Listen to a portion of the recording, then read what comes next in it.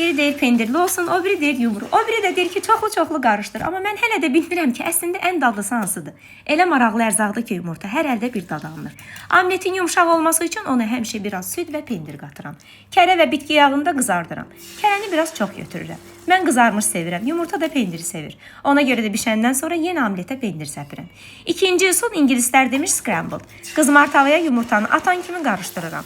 Məni yumurtaya qonaq eləsəz belə heç vaxt bişirməyin. Üçüncü üsul hamımızın sevdiyidir, göz yumurta. Fikrimi sorursanız sarısı tam olaraq bərkiyənə kimi bişməlidir. İçi sulu olsa qətiyyən yemirəm. Dayanmadan dağ yağı üzərinə tökürəm. Biraz da qazmaq tutdusa bu mənim ən sevdiyimdir. Uşaq vaxtından evdə öz yumurtamı həmişə özüm bu cür bişirərdim.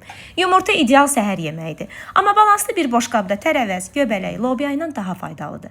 Pancerin zülalla zəngin qırmızı lobya məhsulları çox xeyirlidir. Həm də uzun müddət tox saxlayır. Souslu növləri isə həddindən artıq unikal ləzzətlidir. Belə balanslı boşqablar yeyəndə adam günortaya kimi acmır. Bəs sizin ən sevdiyiniz səhər yeməyi hansıdır? Siz yumurtanı necə sevirsiniz?